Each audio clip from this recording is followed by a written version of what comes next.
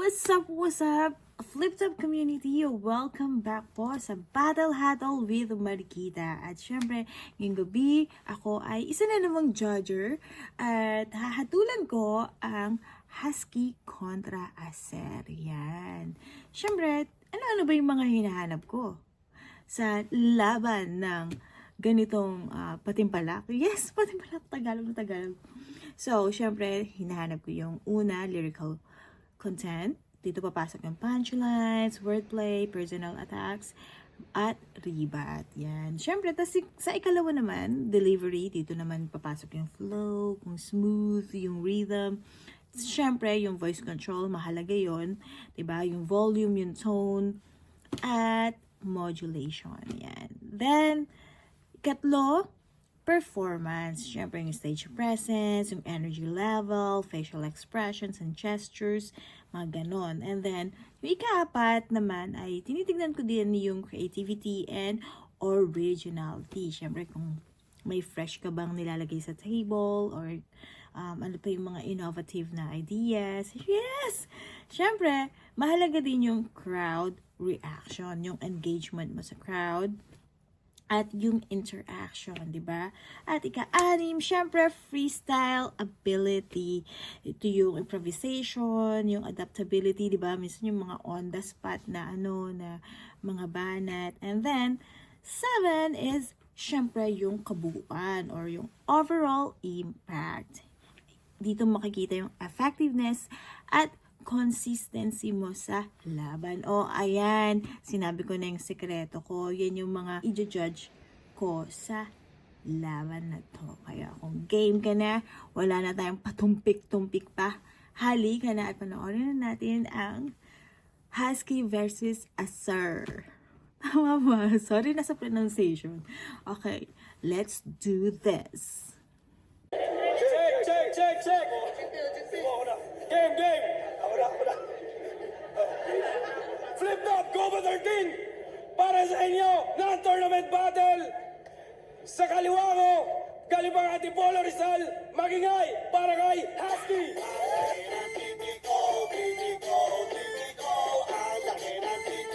Talaga daw.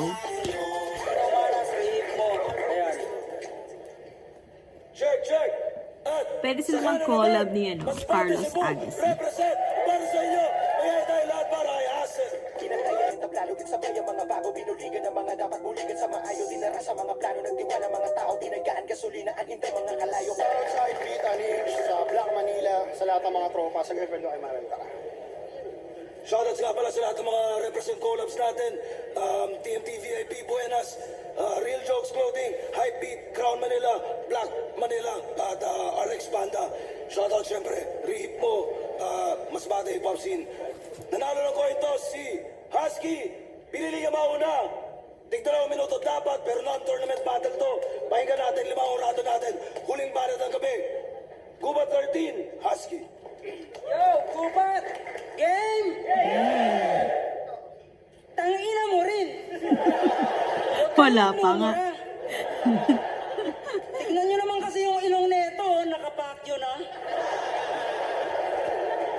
Nag-search ako sa Personal. Google about sa meaning ng pangalan mo. Acer means happy. Puta, masaya ba to? Nung pinagbubuntis ka ng nanay mo, siguro nakipagsiksikan siya sa bus. Tapos naipit yung tiyan, kaya ganyan yung lumabas. Sino gusto ng gantong nose? O diba walang nagmine? Parang walang buto. Ang pangit ng design. Tangina, ilong mo na naman. Ilong na naman. Ganto itsura ng ilong ni Plasma pag sinum out. Nadamay pa si Plasma. Yan hanggang tuluyan kang mag-walk out. Yung bulag na tumanggi kay Nikki, pag mukha mo yung nakapa, malalaman agad yung problema ay tangina, dapa. Kung ako, sumobra lang yung baba na tumubo, si Acer yung ilong, sa baba na lang tumubo. Tapos kala mo kung sinong lalim-laliman na battle rapper? Nalulunod naman agad pag umiinom sa bottled water. Ayun, oo. Tangina. Nandadamay ka rin ng syota, di ba? Nagagawa pang bastusin. Eh kung itamay ko yung sayo, for sure matatanggap mo rin. Kasi real talk, kung usapan ay rap game, sadyang bulok ka talaga. Syota mo lang ang kaya mong ipakitang maganda. Sabihin mong hindi. Tangina, siguro hindi siya nahihirapan tumawid, no? Kasi nung nakita siya ni Kuya Dennis, biglang tumigil yung mundo. Tapos bigla kang lumitaw. Ay. Kawawa yung babaeng makakasama mo habang buhay. Pag naka-side view, mababanaag mo yung pagong na wala sa bahay. Kung hindi ka engineer, baka dehins kang nagka-darling. Buong puso mong maiiyot galing sa puno lang ng saging. Tapos may pasabi-sabi pa na, ang tunay na chick boy, hindi pala salita.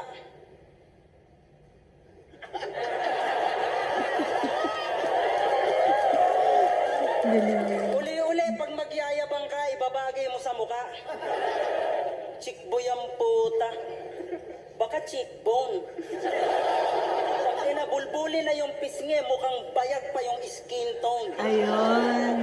Pero magaling ka daw sa kama. Talagang babae na susuko. Ang hilig magpasubo, tamad naman maligo. Tangina, kagagaling ko lang sa talo. Lubusan kong napagtanto na mas mahirap magpatawa kesa magseryoso. Madalas ko yon nagagawa, pero bilang komedyante, limitado lang. Mas masakit yung sineryoso, pero ginago lang. Seryoso ka? Okay lang, bahala ka. Hindi ako masasaktan, magmumukha ka lang tanga. Okay guys? Panoorin niyo yung mag-audition. Oh, dapat ganap na ganap ha. Oh, ready? Action! Yeah.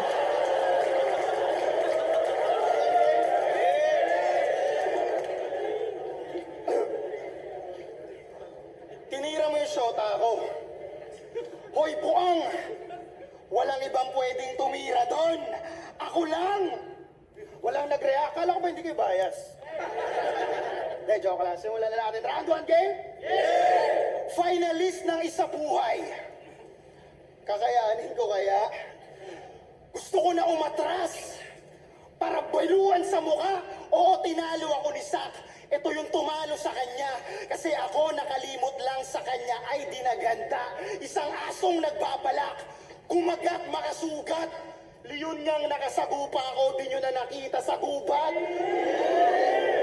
Abiguro ni Aniniyag Cebu, makaiyot na ni siya.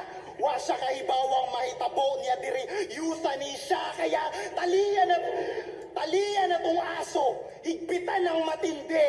Pag nagdilim yung paningin, luluwagan ko lang muli. Balik higpit, balik luwag, nagtitrip pa lang to pre. Tila naglaro ng switch, paningin mo patay sinde. Ngayon, higpit na ng higpit. Hanggang maghikaos, hindi ako mapapapos kahit magsabi taga-pos. Ngayon, higpit na ng higpit. Walang awang natira. Hanggang yung husky maging husky at di na makahinga. Dog, magkaiba tayo. Yung sulat copy lines, ibang dog na kaharap mo. Pwede pa magpulba kung may time. Ibang klaseng dog pag nasa stage. Nakakagulat to pag live. Parang Bulba, nasaksiyan si Pokemon DMX to Woodstock 99. reference yun, di ba? Mga ngaso sa Si Bulbasaur. aso. Mismatch na halimbawa. Aso ba siya dun? Wala sa airport kundi sa gubat ka nagkatanim Di ba ang si masisilip Bulbasaur lang neto, o baka iba na butas na gamit? shotgun, 8 to Brad. Kahit kumounter to patay, magiging screen mo, fade to black. Ay, sorry Kuya Kebs. Baka lumabo. Kasalanan ko, daming witnesses. Kailangan talaga alisin yung pagka-blurred para makita yung disturbing images. Pinaghalong share na nag-poison. Original ba pistika? Paano di magiging squatting? Kayo pumipiga. Laban niya kay Plaridel. Mas importante daw ang diskarte at Stage yun. diploma, di mahalaga. Ang matalinong pagpapayo, pagsabayin mo yung dalawa. Para saan ang diskarte kung kaalaman ay kapos? At kung wala ka ring diskarte, useless ang pagtatapos. Kailangan mo yung pagsabayin. Naiinis na ako, tangina! O ilabas mo na lang si Tyke ng pagsabayin ko tong dalawa. Kung napansin niyo yung lineup, puro bago na pangalan. Ibang henerasyon na to ng gubat. Nandiyan pa rin sa kaitaasan. Pinag-igiyan kada laban hanggang di ko na malaya na sumasabay na ako sa mga di ko kasabayan. Nabansagan nila akong hindi Cebuano na tunay. Kung sino pa yung tayo, siya pang nagbubuwis ng buhay.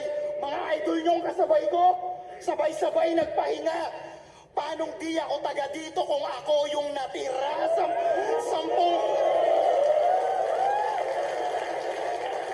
Sampung taong sumasampa, di pa rin kailangang alalayan. Pangalan ko nakaukit na at malabong mawalayan. Kung tingin nyo ang suntok, hindi rekta sa kalaban, pinamukha ko lang na parte ka lang sa binuo kong kasaysayan.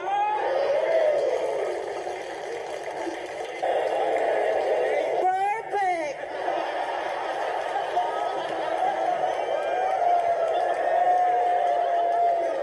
Grabe ah. Yung sinasabi niya na masisilip mo yung butas ng shotgun, natanaw ko nga yan. Tsaka yung diskarte at diploma, yung sinabi mo ang lupit. Wala naman akong sinasabi between that. Yung mga may diploma lang na nanlalait. Ayoko ng ganun. Che. Okay ng ina mo. Sabi niya nung laban niya kay Poison, round 2 na. Ito na yung tunay na bakbakan. Wala nang boring na linya. In advance ko na nung round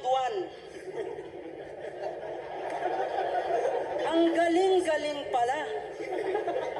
Ang talino mo mag-iisip na mga bagay na pangtanga. Ang ina, may pamulti-multi pa. Malaluni na daw yung punchline. Magmuni-muni ka, parehas lang kayo ng hairline. Iba yung sikat sa pasikat lang, tanim mo yan sa ulo mo, hindi ka bituin, makintab lang noo mo. Ang ina nito, makintab lang noo mo kasi ang OA na masyado. Pero hindi makahalata. Pag nagrarap, akala mo mauubusan ng salita. Naaalala ko tuloy dati, nung namamasada pa. Pag ako yung salang, ganito yung barker na binibigyan ko ng 5. Tangina, pero mga iba. Sa hip-hop sinang Ubek, isa daw siya sa nag-angat. Kalaunan ay lumisan kasi wala nang makatapat. 2-0 pa lang yung standing, ang laki agad ng ulo. Unang laban niya sa ahon, nasibak agad nung Paulo. Tangina, nakulong si Range. Biglang nag-post ng picture nilang dalawa. Palibasa, usap-usapan, sumasakay sa simpatsya. Siya daw si Tarzan dito sa gubat. Malinaw kong nabatid na kapag merong makakapitan sa sabit para makatawid. Woo! Ina ka ha? Attention seeker ka masyado. Kahit mahinang nilalang.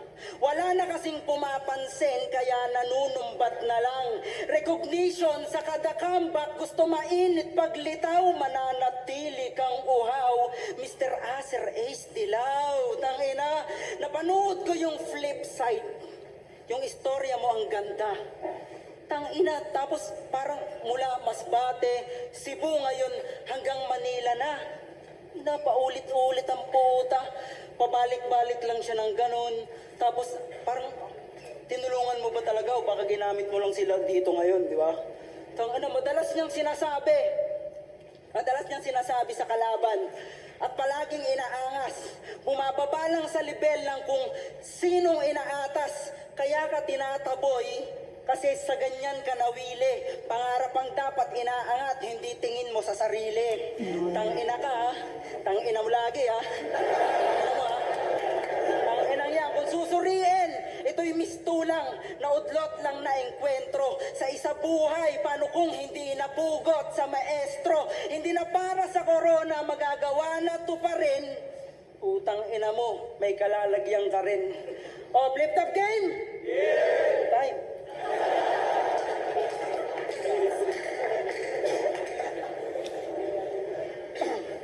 Sabi ni Sir, naiwan ka daw sa aeroplano ah. Sir, naiwan ka daw sa aeroplano ah. Kasi yung ID hindi niya dala-dala. Di mo na-gets, tadhana na yung nagbigay ng babala. Dinamay mo pa si Range, tangina ka. Pag nakalabas yun, ipapabaril din kita.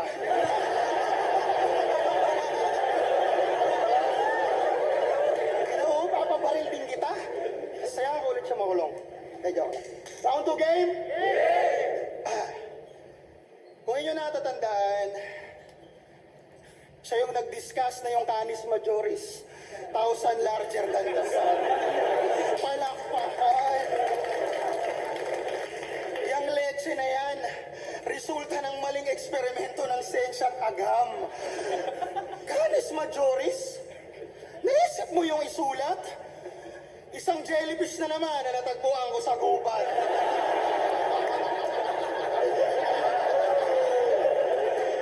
Feeling henyo porket inispit lang yung description. Ganyan-ganyan yung mga lasing bago mag-topic ng religion. Mahilig mag-impersonate, lahat ay kayang aningin itong nagbanggit ng star na walang sariling ningning. Magiging babalo, kabit, hentay kamit, matanda, naging si Boss Lots patong animal. Mahirap manggaya, alam ko, pero mas mahirap maging original. Recently, naging seryoso na sa battle. Para kunwari, matalino siya. Samantalang dati, puro jokes. Husky nakakahilo ka. Ang gusto palabasin. Bars at jokes, nandito na. Sa kakapilit pagsabayin, di mo na alam kung sino ka. Ako bihira lang ako mag-joke. Pero napanood ko yung vlog mo. Animal lover. Yung mga hayop, inaalagaan na maayos. Pinapakain, pinapainom para kainin din pagkatapos. Usapang vlog, ito, tikma mo tong vlog ko na solid. Ito yung vlog na sound effect na naka-text box sa comics. Mag-iiba ng karakter, kabisado na kita para matakpan mga mababaw na pangaasar. Magpapakulo, magko-costume, ganun magpaandar. Kailangan pa magkaroon ng gimmick para mapasok niya yung bar. Lahat ay papatulan, kalapating mababa ang lipad. Para sa pera't palakpakan, kayang-kaya maghubad. Sige, gawin mo ulit yan, para yung crowd sayong sayo. Tas tsaka ka manghingi ng respetong gusto mo. At nagpapakita na rin ng rap skills. Laban kay Sak at Plaridel. Kung ako magpapakita ng rap skills, kaya mo kaya na lumibel? Sige, pakitaan natin kung paano ba lumapat ang mga batikan. Puro lang flow ba ang pinapakita pag hindi marunong yun ang dahilan? Kaya mo ba itong ginagawa ko? Malamang rapper ka, di ba? Pero wag mo na takain, baka pag di ka sa maini, ikaw din, baka makumpara. Mula pa 2010, marami nang gumagawa na ganito, bay. Di na nga mabila, pero iyong mabibila kung ilan na mga pwede mo malista sa kamayat. Di ko na nga ito bibilisan, para lubusan mo na maintindihan. Yung mga tumitira sa aking flow, yun ang mga tunay na natitindihan. Kasi kayo, kahit mag-rap, hindi mapapansin na kahit mag-flow ka dyan, wala pa rin mararating. Ako pag gumawa nito, lahat sila naaaning. Anong sa flow lang magaling, di nyo lang kayang gawin. Time kahit pilitin mang gawin, iba pa rin yung may dating.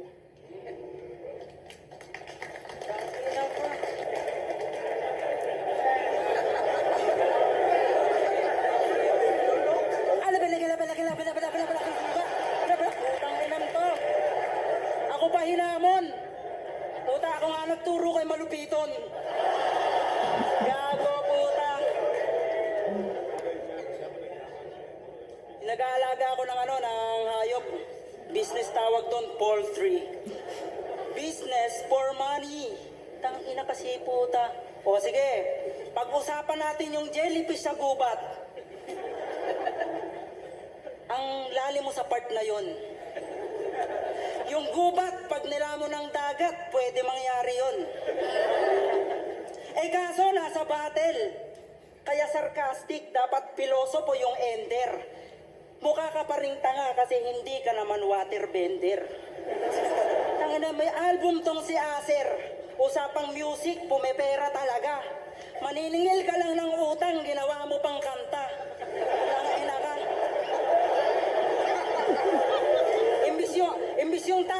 papabounce, mas lalong nag-goodbye. May Indian ka talaga kung astahan mo Bombay. Kaya umorder ng libro, paano makaiwas sa scammer. 2 taon nang naka-full paid, wala pa ring nadi-deliver. May syota to sa Masbate. Ang pangalan ay Janice. Pagsapit ng alas 6, nagpapahid na ng langis. Kaya Aswang. sila nag-break, nahirapan na siyang maluyo. Pag nagtampo, yung kalahati ng katawan nandun sa puno.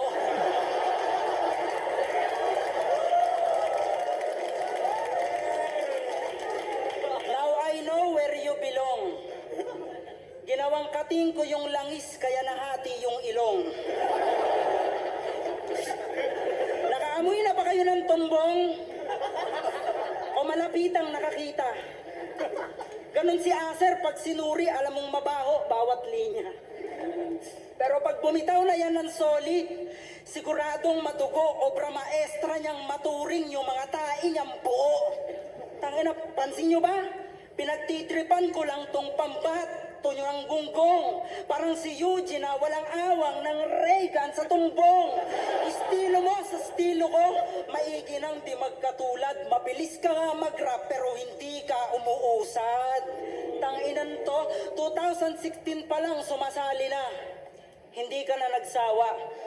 Pag eto nag-champion sa isa buhay, baka dahil na lang sa awa. Puta, pero panalo ka daw kay Sak. Sa'yo daw yun, sabi ng tao. Kitang-kita naman sa video eh, talagang sa'yo yung talo. Tanginabulan. Tapos sinasabihang sabaw yung crowd, kay dili man maglangas. Dito pa tayo nagtapat, magmukha ka lang malakas. Tangina yung posisyon, yan yung masasabi ko na. Kasi pansamantala. Bisaya. Yung titulo, Oh. bibihira lang ang pwedeng magdala. Pero yung Hometown. respeto mula sa taong nagawa mong mapasaya, mamatay ka man ngayon, maaalala ka nila. Tangina.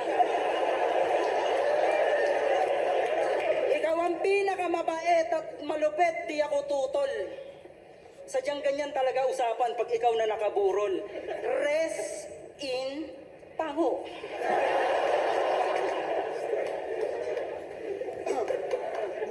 Okay pa?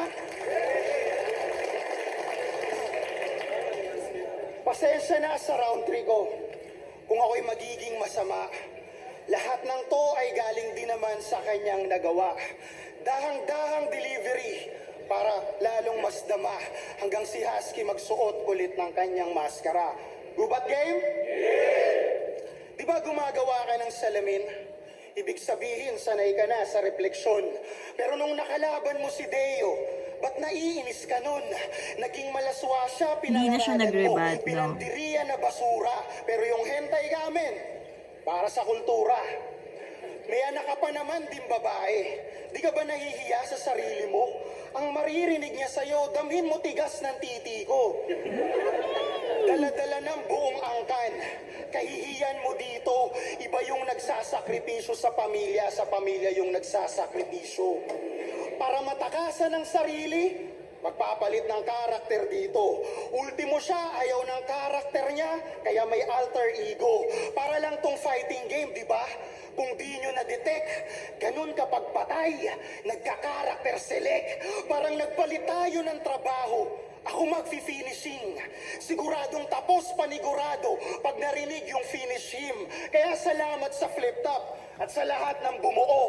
Inuna ko lang yung credits bago matapos yung laro. Hoy Bano, magbabagsak to ng joke sabay singit ng kantahan. Sino ba naman ang di kakanta pag nasa bingit ng kamatayan? Labas mo lahat ng baho ko. Mga nahalungkat mo, iho.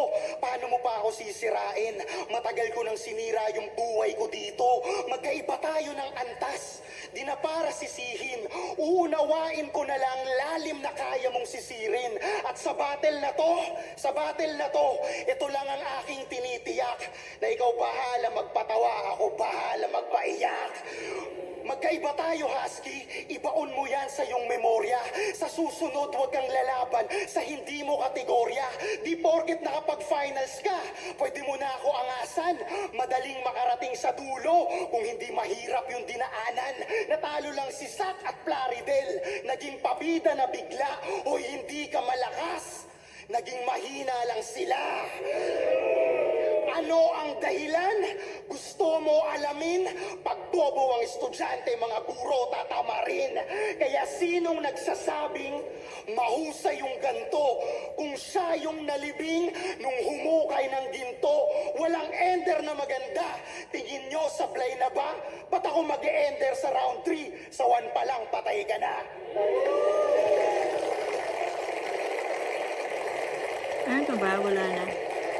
Okay. Estudyante, a teacher, sandali. Tatama rin.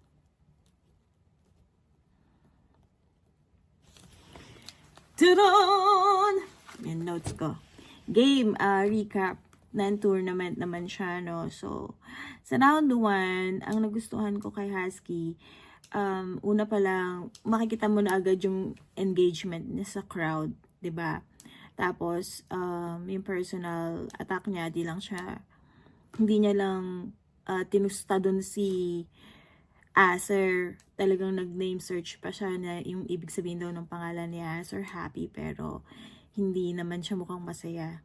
Tapos, nagustuhan ko rin yung isa to sa naging parang favorite lines ko niya na kala mo sinong malalim na rapper, pero nalulunod pag umiinom sa bottled water. 'Di ba? Ang ganda ng nun, ng pagkaka-deliver niya doon, tsaka pagtahiba. So, yon, punchlines niya, pagong na wala sa bahay. Tapos yun nga, maganda yung delivery niya. Tapos, yung first time ko marinig yung bayag na skin tone. Sa tagal-tagal ko na siguro nag-skincare. First time kong makarinig na meron palang skin tone na bayag. So, kaya nakakatawa kasi parang nai-imagine ko yung yun. So, yun. Tapos, nagustuhan ko yung transition niya sa round ni Acer, kasi parang naging director siya doon, director mode siya doon. Tapos ginawan niya at inisipan niya ng magandang introduction si Acer para maging auditioner or auditionee si Acer, 'di ba? Kaya talaga namang nagmukha siyang nag-audition. Tapos kay Acer naman, nag-rebat siya pero hindi naging effective, hindi nag-react yung mga tao. At tapos yung aso, niliteral niya sa name ni Husky. Tapos Husky, 'di ba? Kaso lang para sa akin, negative kasi no to animal cruelty, 'di ba? So wala naman akong parang personal na doon, pero ayun lang, kasi binanggit niya doon na talagang parang sasakalin niya yung Husky na aso. Though si Husky naman talaga yung tinutukoy niya doon, pero parang na-imagine ko siya na sumasakal nga ng Husky na aso. Pero yun, siguro effective naman siya sa iba. Tapos yung stage presence niya, talagang yung confidence niya talaga bumubuhos, no? And then, gusto ko rin yung tinalakay niya, yung useless, yung pagtatapos kung di ka naman didiskarte, which is true. Parang kung isipin mo, pinaghirapan ng parents mo na makatapos ka sa pag-aaral. Tapos, hindi mo naman pala gagamitin yung pinag-aralan mo. So, nonsense, lahat ng pinagpaguran ng magulang mo and then ikaw din as bilang bagong graduate ka or something ganun. Tapos, sumasabay sa di kasabayan. Narinig ko na to somewhere, pero ayos naman yung pagka-deliver niya nun. Pero sana mas naging kumuha siya ng iba, parang like fresh na Tapos yung mga idol nyo na nagpahinga, tapos ako na lang yung natira, parang marami na talagang nagpapahinga na mga nauna kasi ilang years na ba yung flip top? Diyos ko, 2010. Ang una ko pa yatang napanood, kung di ako nagkakamali, sila sila Abra, tsaka sino yun? Yung nalaglag sa stage. Sorry, nakalimutan ko yung pangalan. Sa Marikina pa, di ba? Court pa lang. Di pa ganyan kalala yung event, yung event venue. So, yun.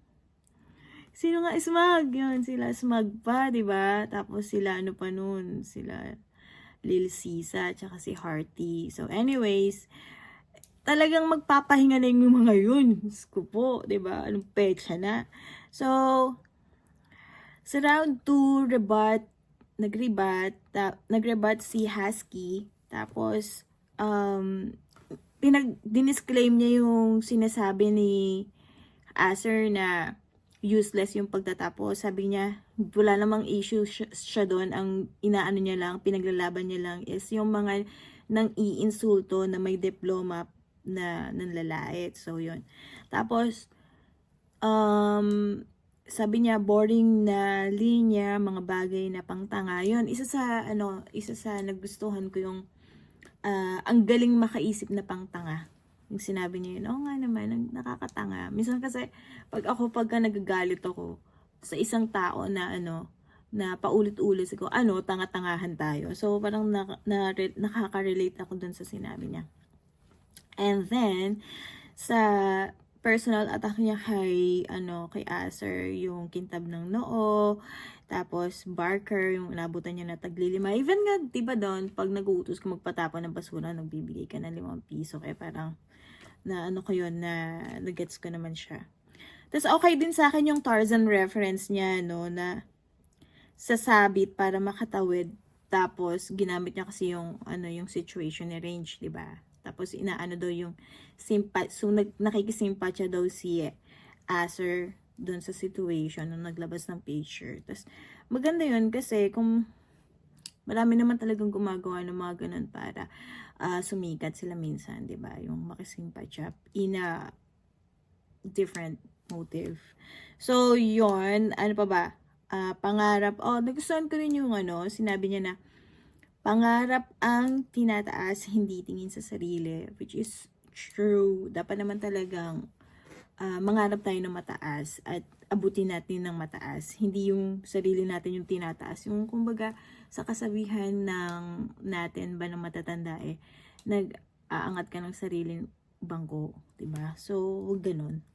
And then, so yun yung lesson na nakuha ko kay Husky, yon. Yung pangarap ang tinataas, hindi tingin sa sarili. Tapos, sa round 2 naman ni Acer, yung rebut niya hindi maganda para sa akin kasi sabi niya, ipapabaril din kita kay Range paglabas para makulong siya ulit. Parang pangit yata yung gusto mo maging sa tao. So, yun.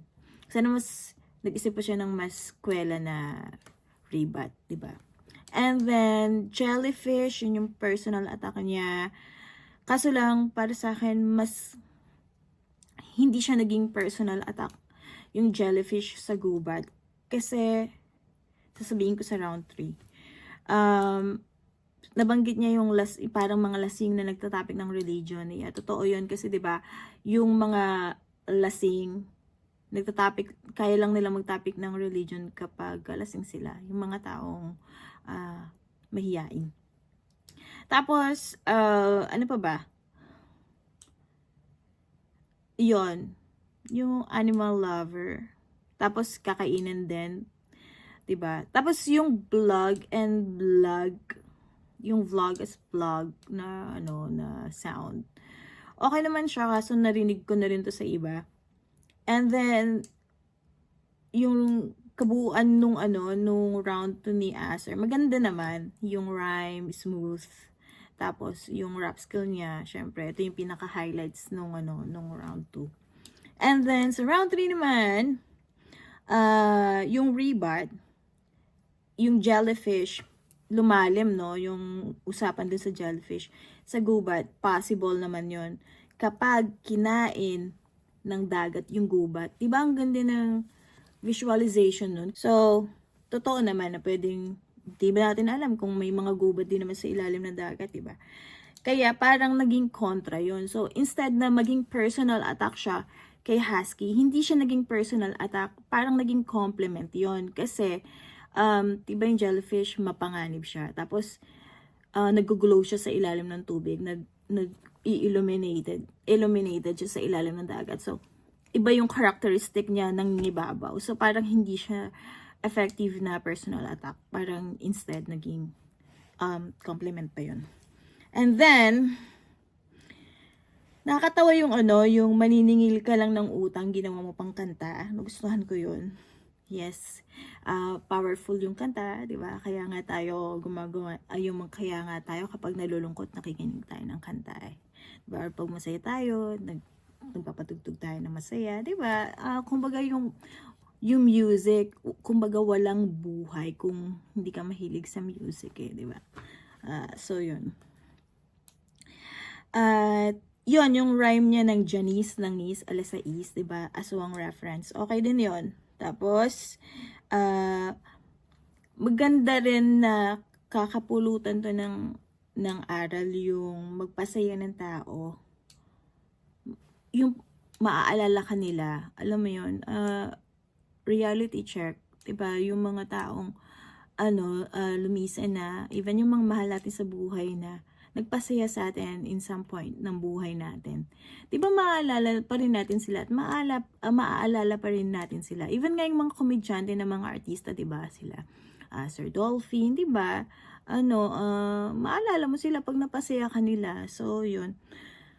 Yun, kaya marami ako napulot na kay Husky na magagandang points. And then sa round 3, kay Acer, very, very no-no sa akin yung nandadamay ng anak.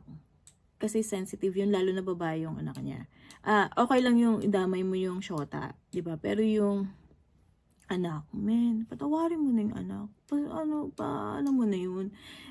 Ano mo na yun? Marami ka namang iba pang pwedeng i-attack. Huwag na lang anak, So, yun. Please lang. Please. Tapos, ano pa ba? Ikaw,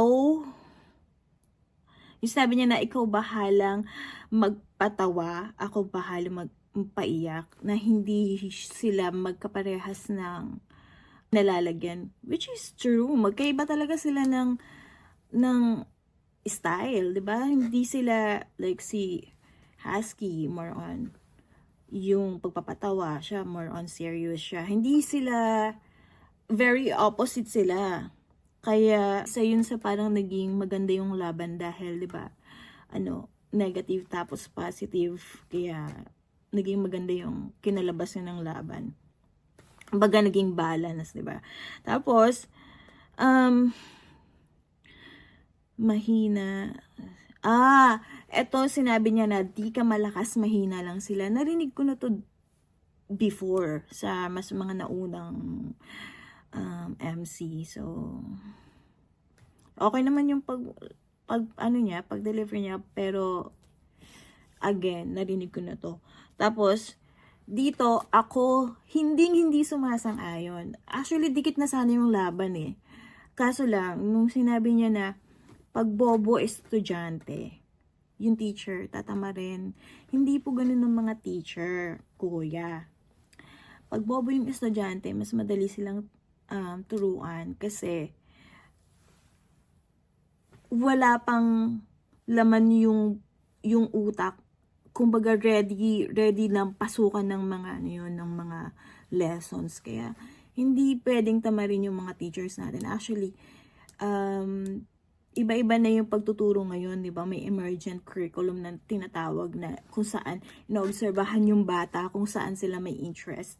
And then, mag-a-adjust yung mga teacher kung paano sila magtuturo. So, again, please respetuhin natin yung mga guro. Hindi mahirap yung profession nila na hindi mo pwedeng sabihin na tinatamad yung mga teacher. No, marami akong mga naging teachers na mahuhusay, na malaki yung naging impact nila sa buhay ko. Kaya respetuhin natin yung mga dapat respetuhin at iwasan nating idamay yung mga dapat iwasang idamay. Yun lang naman sa akin. Pero all in all, napakaganda ng laban na to. Si Husky, iba yung flavor na binibigay niya. Si Acer, okay din naman siya. Very intense. Tsaka, ayun, marami akong mga napulot na na na mga points. Ganda. Magandang laban. Congrats.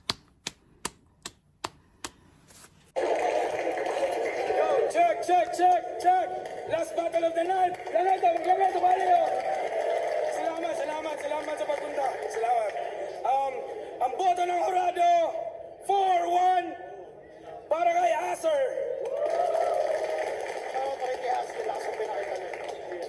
Ako nag-iisang bumoto kay Husky. Para sa akin kasi tinabla ko na yung 1 and 2 nila. Tapos sa round 3 lang ako bumasa. Parang Ayun, so, dito sa laban na to, hindi ako, syempre, to be honest, diba? Honest, hatol, diba? Honest hatol. Dito sa laban na to, ito yung laban na hindi ako sang-ayon sa nanalo. Kasi nga, yun, in-explain ko na kung kung bakit, diba? So, congratulations pares kayong magaling, hindi, magkaiba lang talaga kayo ng style. At may mga pamantayan din ako na sinusunod. May mga criteria din akong sinusunod. Kaya, ayun. Congratulations pa rin. At congratulations Flip Top. Congratulations Enigma. Salamat sa pagpapatuloy na pagpapasay sa mga tao. No? At mabuhay ang Flip Top. Mabuhay ang Filipino hip-hop industry. Hanggang sa muli, magkita-kita tayo ulit sa susunod na episode dito lang sa Battle Huddle with Marikita. What's up, Flip Top community, at welcome back sa Battle Huddle with Marikita. At ngayong araw nito, gabi, madaling araw, bahala na.